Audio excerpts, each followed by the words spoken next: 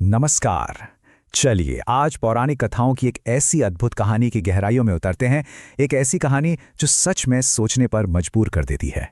कभी सोचा है एक ऐसी कहानी के बारे में जहां एक असुर ने एक देवता को वरदान दिया हो?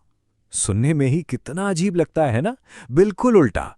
तो चलिए आज इसी गहरे रहस्य को सुलझाते हैं। और इसी के साथ शुरू होती है एक ऐसे राजा की कहानी जिसे सिर्फ एक लेबल में बांधना उसके साथ नाइंसाफी होगी। उसकी विरासत कहीं ज्यादा बड़ी और कह सकते हैं जटिल है। लेकिन सवाल तो वही है, ये हुआ कैसे? एक असुर और एक भगवान को वरदान। इसको समझने के लिए ना सबसे पहले उस महान राजा को जानना जरूरी है। तो ये कहानी है राजा बलि की, महाप्रतापी राजा बलि। और उनका जो चरित्र है वो अच्छाई और बुराई के बीच का एक कमाल का संतुलन है। देखिए, यही तो उनके चरित्र की सबसे बड़ी उलझन है।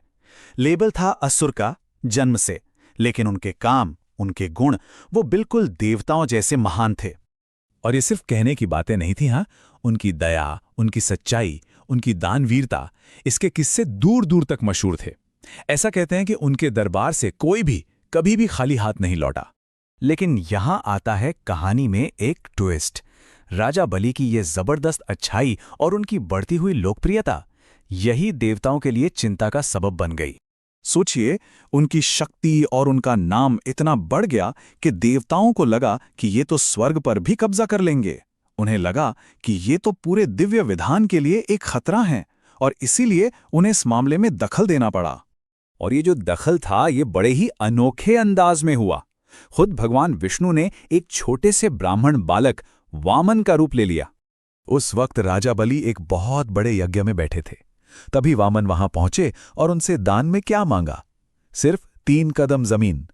और उदार राजा बलि ने हंसकर तुरंत हां कह दिया।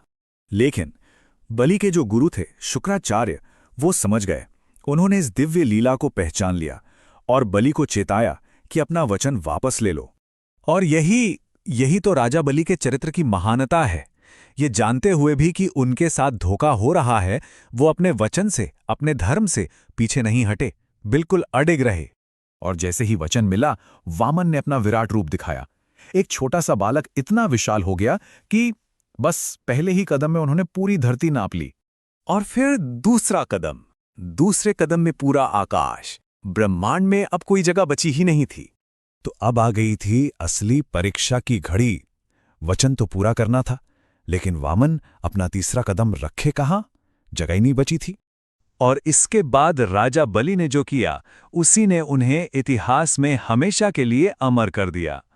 अपने वचन का मान रखने के लिए राजा बलि ने अपना सिर झुका दिया और कहा, प्रभु, तीसरा कदम मेरे सिर पर रखिए।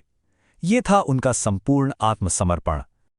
और यहां कहानी एक ऐसा मोड़ लेती है जिसकी किसी ने कल्पना नहीं की थी। बलि की इस निष्ठा से भगवान विष्णु इतने प्रभावित हुए कि उन्होंने बलि को वरदान मांगने को कहा। पर बलि ने क्या किया? उन्होंने उल्टा भगवान से ही एक वचन मांग लिया। मांगा कि वो हर साल एक बार उनकी प्रजा से मिलने जरूर आएंगे, और विष्णु ने यह स्वीकार कर लिया। और इस प्राचीन कहानी की विरासत आज भी जिंदा है। इसे ही केरल में ओणम के त्योहार के रूप में मनाया जाता है। यह राजा बलि के उसी त्याग और उनके लौटने का प्रतीक है। तो इस कमाल की कहानी से आखिर हम सीख क्या सकते हैं? इसका सबसे बड़ा सबक क्या है? सबसे पहली बात तो ये कि महानता जन्म या पद से नहीं, बल्कि कर्मों से और अपने वचन से तय होती है। दूसरा कि एक इंसान की सच्चाई और निष्ठा के आगे देवता भी झुक सकते हैं। और तीसरी कि असली ताकत विनम्रता में और समर्पण करने की क्षमता में होती है।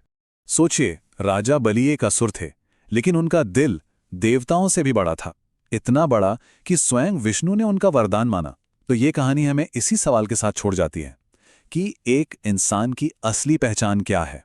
वो लेबल जो उसे जन्म से मिलता है, या वो वचन जो वो निभाता है?